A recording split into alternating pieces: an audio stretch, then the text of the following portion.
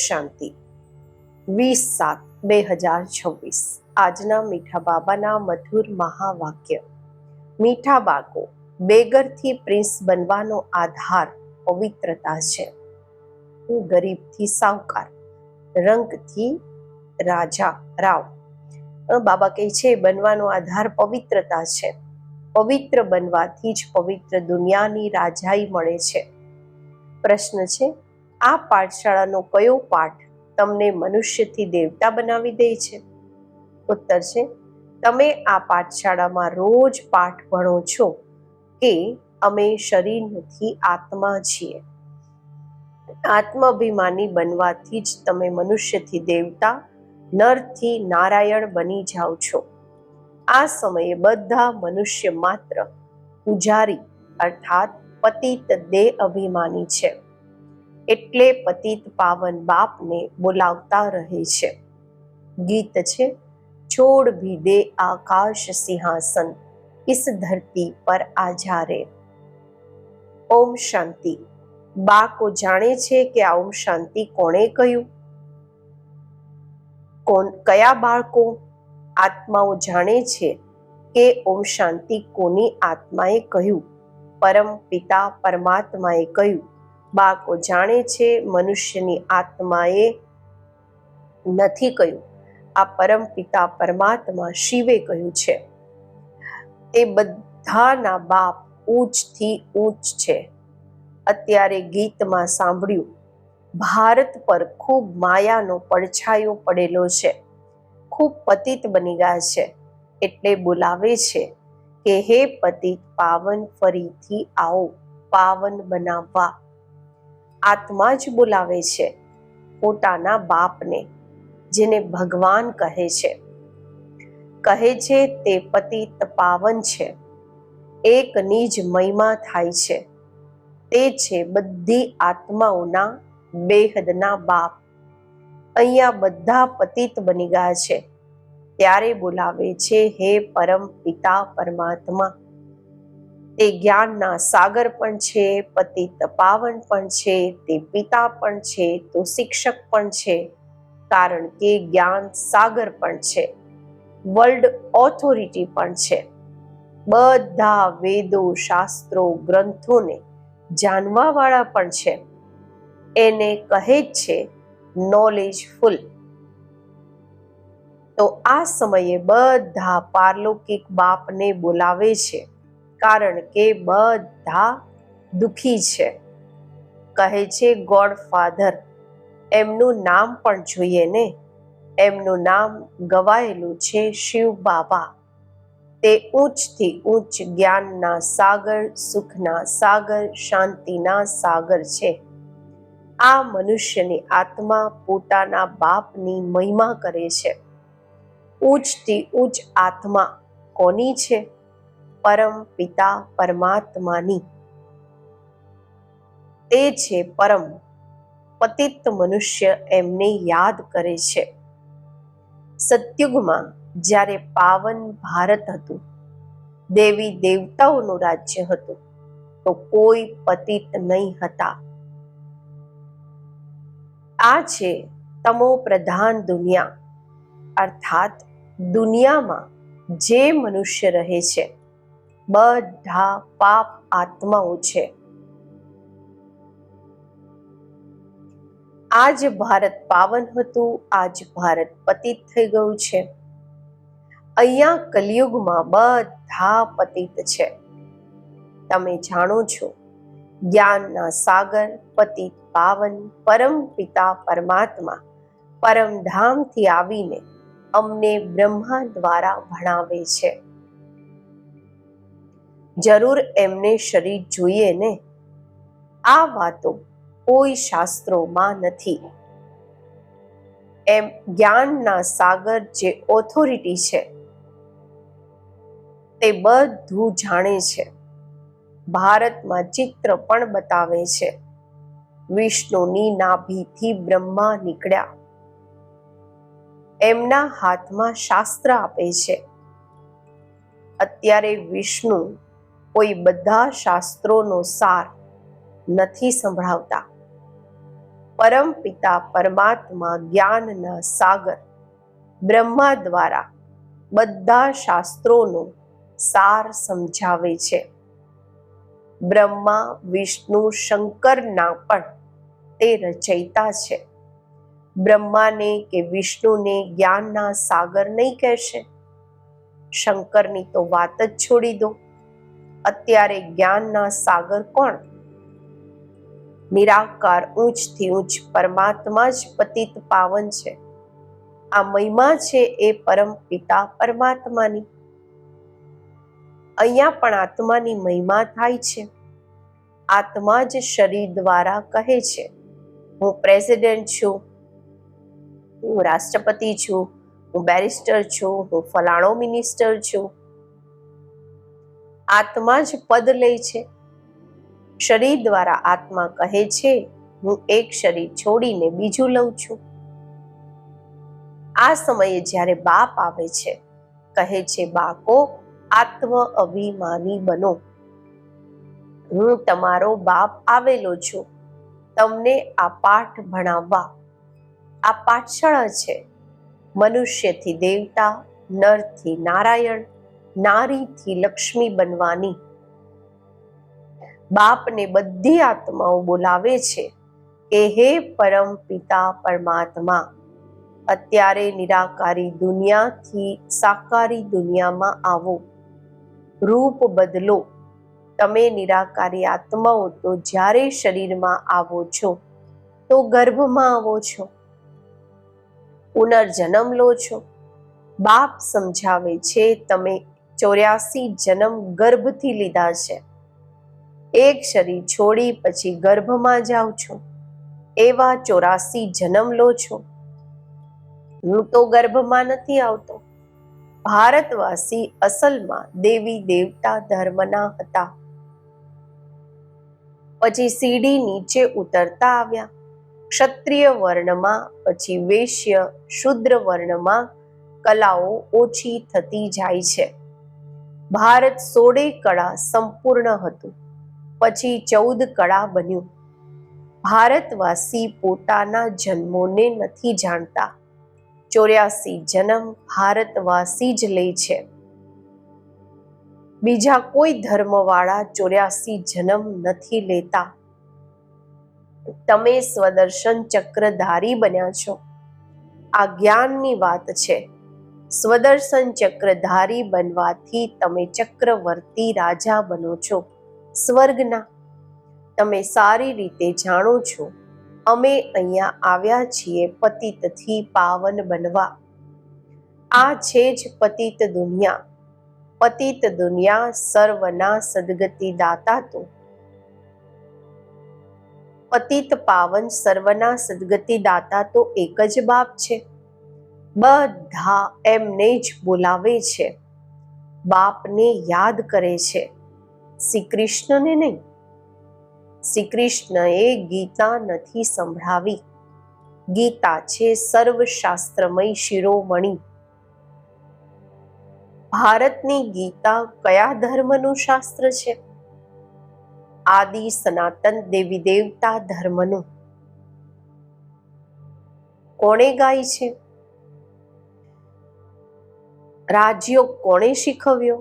પરમ પિતા પરમાત્મા પતિત પાવન બાપે. તો તમારી આત્મા જે નિરાકાર હતી, એણે અત્યારે આ સાકાર શરીર ધારણ કર્યું છે. સાકાર મનુષ્યએ ને ક્યારેય ભગવાન નહીં કહેશે. ભલે સતયુગમાં લક્ષ્મી નારાયણ છે તો પણ ભગવાન નહીં કહેશે. આ તો કરીને એક ટાઇટલ આપી દીધું છે, એક ઉપાધિ આપી દીધી છે. ભગવાન, ભગવતી, લક્ષ્મી, નારાયણ એવી એક એને ટાઇટલ આપ્યું છે. કાયદા પ્રમાણે ભગવાન તો એક જ છે. Creator is one. જે રચયિતા છે તે એક જ છે. બાકી એ તો છે દેવતાઓ. 5000 વર્ષની વાત છે. આ લક્ષ્મી નારાયણનું રાજ્ય હતું. એમને મહારાજા, મહારાણી કહેવામાં આવતા હતા. ભગવાન મહારાજા નથી બનતા. એ તો બાપ જ છે જે આવીને ભારતવાસીઓને એવા દેવી દેવતા બનાવે છે. અત્યારે તો દેવી દેવતા ધર્મનું કોઈ છે નહીં. આને કહેવામાં આવે છે રાવણ સંપ્રદાય, કારણ કે રાવણ રાજ્ય છે. રાવણને વર્ષ વર્ષ બાળતા રહે છે, કારણ કે આ જૂનો દુશ્મન છે. પરંતુ આને ભારતવાસી જાણતા નથી. શાસ્ત્રોમાં પણ વર્ણન નથી કે રાવણ કોણ છે. રાવણને 10 માથા કેમ બતાવ્યા છે? આ વાતોને સારી રીતે સમજવાની છે. મનુષ્ય તો બિલકુલ પથ્થર બુદ્ધિ છે. પારસ બુદ્ધિ આ લક્ષ્મી નારાયણ વગેરેને કહે છે. પારસનાથ પારસનાથિનીનું રાજ્ય હતું. યથા રાજા રાણી તથા પ્રજા. ભારત જેવું સુખધામ બીજું કોઈ ખંડ હોતો નથી. જ્યારે ભારતમાં સ્વર્ગ હતું તો કોઈ બીમારી, દુઃખ, રોગ નહીં હતો. સંપૂર્ણ સુખ હતું. ગાવામાં આવે છે, ઈશ્વરની મહિમા અપરંપાર છે. એમ ભારતની પણ મહિમા અપરંપાર છે. બધો આધાર પવિત્રતા પર છે. બોલાવે પણ એવું છે, બધા પતિત છે. શાંતિ નથી, પ્રોસ્પરિટી પણ નથી. પીસ પણ નથી, પ્રોસ્પરિટી પણ નથી, શાંતિ પણ નથી, તો સંપત્તિ પણ નથી, ધન પણ નથી.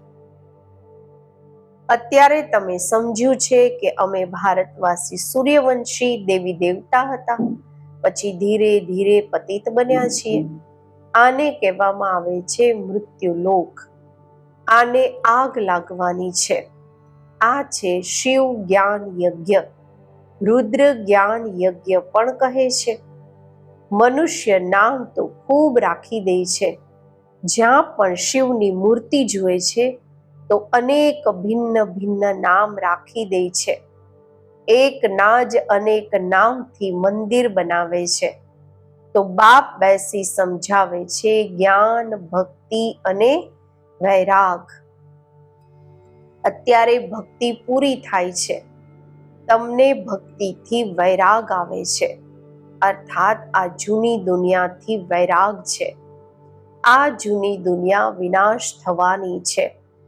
બાળકો પૂછે છે, બાબા અમે પતિતથી પાવન કેવી રીતે બનીએ? કોઈ નવા આવે છે તો એલાવ નથી કરવામાં આવતું. જેમ કોલેજમાં કોઈ નવું જઈને બેસે તો કંઈ પણ સમજી ન શકે, અને કોઈને ખબર જ નથી મનુષ્યથી દેવતા કેવી રીતે બની રહ્યા છે. મનુષ્ય જે પતિત છે એ પાવન બને છે. આ સમયે ભારત પણ બેગર છે, ગરીબ છે. સતયુગમાં ભારત પ્રિન્સ હતું, સાહુકાર, રાજકુમાર હતું. શ્રી કૃષ્ણ સતયુગનો પહેલો નંબર પ્રિન્સ હતા, રાજકુમાર હતા. એમાં બધા ગુણ છે. રાજ્ય લક્ષ્મી નારાયણનું કહેશે. શ્રી કૃષ્ણ તો રાજકુમાર હતા, રાજકુમારી રાધા હતી. પ્રિન્સ અને પ્રિન્સેસ. શ્રી કૃષ્ણ પ્રિન્સની જ મહિમા ગાવામાં આવે છે. સર્વ ગુણ સંપન્ન, 16 કળા સંપૂર્ણ, સંપૂર્ણ નિર્વિકારી, મર્યાદા પુરુષોત્તમ, ડબલ અહિંસક. એમણે કોઈ ગીતા નથી સંભળાવી. એ તો સતયુગના પ્રિન્સ હતા. તે પતિત મનુષ્યોને પાવન બનાવવા માટે ગીતા પાઠ સંભળાવે. આ થઈ નથી શકતું. આ બધા શાસ્ત્ર છે ભક્તિ માર્ગના. કેટલી શાસ્ત્રોની મહિમા છે. સતયુગમાં કોઈ શાસ્ત્ર, ચિત્ર વગેરે ભક્તિ માર્ગના હોતા જ નથી. ત્યાં તો જ્ઞાનની પ્રાલબ્ધ હોય છે 21 જન્મોના માટે. પછી તો સતયુગનું રાજ્ય ભાગ્ય ફરીથી લઈ રહ્યા છે. ભારતવાસી સતયુગમાં 5000 વર્ષ પહેલા વિશ્વના માલિક હતા. બીજું કોઈ પણ પાર્ટીશન વગેરે નહીં હતું. 5000 વર્ષની વાત છે. અત્યારે કળિયુગનો અંત છે ને, વિનાશ સામે ઊભો છે. ભગવાને આ જ્ઞાન યજ્ઞ રચ્યો છે પતિત કળિયુગને પાવન સતયુગ બનાવવા. તો જરૂર પતિત દુનિયાનો વિનાશ થશે. ગાવામાં પણ આવ્યું છે, બ્રહ્મા દ્વારા આદિ સનાતન દેવી દેવતા ધર્મની સ્થાપના. એ જ અત્યારે શિવ બાબા બ્રહ્મા દ્વારા કરાવી રહ્યા છે.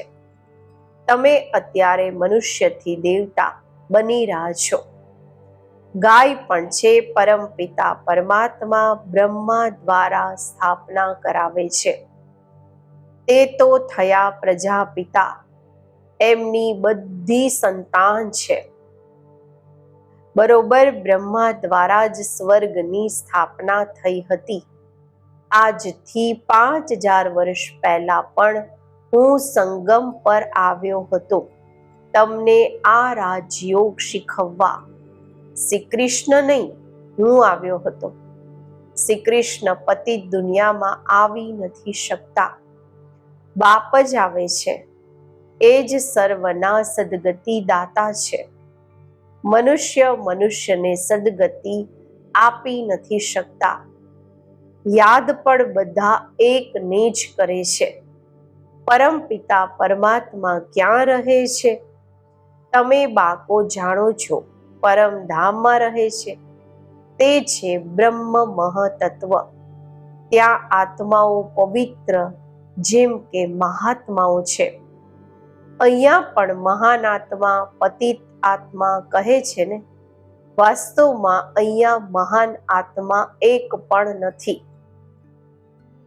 આત્માને જ પાવન સતો પ્રધાન બનવાનું છે, જ્ઞાન અને યોગથી, નહીં કે પાણીથી. આત્મા જ પતિત બને છે, આત્મામાં જ ખાદ પડે છે, કચરો મિલાવટ થાય છે. આત્મા જ ગોલ્ડન એટલે કે સોનાની, સિલ્વર ચાંદીની, કોપર તાંબાની, આયરન એટલે લોખંડની બને છે. અત્યારે આત્માઓ જે પતિત છે એને પાવન કોણ બનાવે? સિવાય પરમપિતા પરમાત્માના બીજું કોઈ બનાવી ન શકે. બાપ જ બેસીને સમજાવે છે, મામેકમ યાદ કરો તો તમારા પાપ ભસ્મ થઈ જશે. જેટલું યાદ કરશો એટલા પતિતથી પાવન બનશો. મહેનત તો આમાં જ છે. જ્ઞાન તો બધું બુદ્ધિમાં છે. આ ચક્ર કેવી રીતે ફરે છે, અમે 84 જન્મ કેવી રીતે લઈએ છીએ, સતયુગમાં કેટલો સમય રાજ્ય ચાલે છે, પછી રાવણ કેવી રીતે આવે છે, રાવણ છે કોણ, આ પણ કોઈને ખબર નથી. ક્યારથી રાવણને બાળતા આવ્યા છે, આ પણ કોઈને ખબર નથી. દર વર્ષે બાળે છે. સતયુગમાં તો નહીં બાળશે. અત્યારે છે જ રાવણ રાજ્ય. રામ રાજ્ય તો કોઈ સ્થાપન કરી નથી શકતું. આ તો બાપનું જ કામ છે. પતિત મનુષ્ય તો કરી નહીં શકે. એ તો બધું વિનાશ થઈ જશે. પતિત દુનિયા જ વિનાશ થવાની છે. સતયુગમાં એક પણ એવું નહીં કહેશે કે હે પતિત પાવન આવો. એ તો પતિત દુનિયા છે ને, એ તો પાવન દુનિયા છે ને. તમે અત્યારે જાણો છો કે આ લક્ષ્મી નારાયણને એવા સ્વર્ગના માલિક કોણે બનાવ્યા? પછી એમણે 84 જન્મ કેવી રીતે લીધા? આદિ સનાતન દેવી દેવતા ધર્મવાળાઓએ જ 84 જન્મ લીધા છે. એ જ આ સમયે ચંદ્રવંશી બન્યા છે. અત્યારે ફરી બ્રાહ્મણ વંશી બને છે. અત્યારે તમે છો બ્રાહ્મણ ચોટી. આ છે ઊંચથી ઊંચ ચોટી. બ્રહ્મા મુખવંશાવલી બ્રાહ્મણ કુળભૂષણ. અત્યારે તમે શિવ બાબાના બાકો પણ છો, પોતરા પોત્રીઓ પણ છે. શિવવંશી પછી બ્રહ્મા કુમાર કુમારીઓ છો. વારસો મળે છે દાદાથી. બાપ કહે છે મને નિરંતર યાદ કરો. પાવન બનો તો તમે મારી પાસે મુક્તિધામમાં આવી જશો. આ વાતોને સમજશે એ જેમણે કલ્પ પહેલા સમજ્યું છે.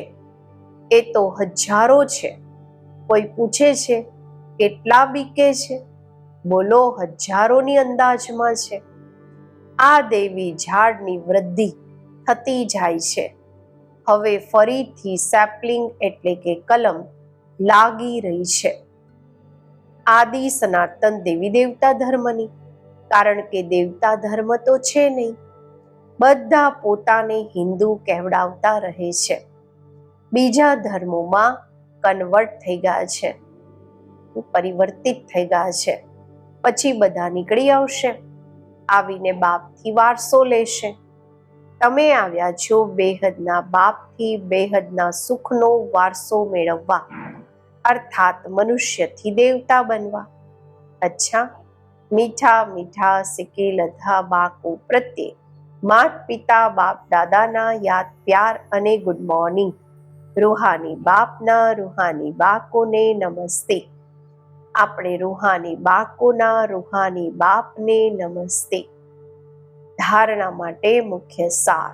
પહેલું છે પતિતથી પાવન બનવાના માટે જ્ઞાન અને યોગમાં મજબૂત થવાનું છે. આત્મામાં જે ખાધ પડી છે એને યાદની મહેનતથી કાઢવાની છે. બીજું, અમે બ્રહ્મામુખ વંશાવલી બ્રાહ્મણ ચોટી છીએ. આ નશામાં રહેવાનું છે. બ્રાહ્મણ જ વારસાના અધિકારી છે, કારણ કે શિવ બાબાના પૌત્રા છે. આજનું વરદાન. પોતાની પાવરફુલ વૃત્તિ દ્વારા પતિત વાયુમંડળને પરિવર્તિત કરવા વાળા માસ્ટર પતિત પાવની ભવ. કેવું પણ વાયુમંડળ હોય, પરંતુ સ્વયંની શક્તિશાળી વૃત્તિ વાયુમંડળને બદલી શકે છે. વાયુમંડળ વિકારી હોય, પરંતુ સ્વયંની વૃત્તિ નિર્વિકારી હોય. જે પતિતોને પાવન બનાવવા વાળા છે તે પતિત વાયુમંડળના વશીભૂત નથી થઈ શકતા. માસ્ટર પતિત પાવની બની સ્વયંની પાવરફુલ વૃત્તિથી અપવિત્ર કે કમજોરીનું વાયુમંડળ મટાડો. એનું વર્ણન કરી વાયુમંડળ નહીં બનાવો. કમજોર કે પતિત વાયુમંડળનું વર્ણન કરવું પણ પાપ છે. બાબા કહે છે કમજોર કે પતિત વાયુમંડળનું વર્ણન કરવું પણ પાપ છે. આજનું સ્લોગન છે, હવે ધરણીમાં પરમાત્મા ઓળખાણનું બીજ નાખો તો પ્રત્યક્ષતા થશે. અવ્યક્ત ઈશારા. જ્વાળા સ્વરૂપ સ્થિતિમાં રહી શક્તિશાળી યાદનો અનુભવ કરો. યોગ એટલે શાંતિની શક્તિ. આ શાંતિની શક્તિ ખૂબ સહજ સ્વયંને અને બીજાને પરિવર્તન કરે છે. આનાથી વ્યક્તિ પણ બદલાઈ જશે અને પ્રકૃતિ પણ બદલાઈ જશે. વ્યક્તિઓને તો મુખનો કોર્સ કરાવી લો છો, મોઢેથી કોર્સ કરાવી લો છો, પરંતુ પ્રકૃતિને બદલવાના માટે શાંતિની શક્તિ અર્થાત યોગ બળ જ જોઈએ. યોગમાં જ્યારે બધા સંકલ્પ શાંત થઈ જાય છે, એક જ સંકલ્પ રહે છે, બાપ અને હું. આને જ પાવરફુલ યોગ કહે છે. બાપના મિલનની અનુભૂતિના સિવાય બીજા બધા સંકલ્પ સમાઈ જાય ત્યારે કહેશે જ્વાળા રૂપની યાદ, જેનાથી પરિવર્તન થાય છે. ઓમ શાંતિ.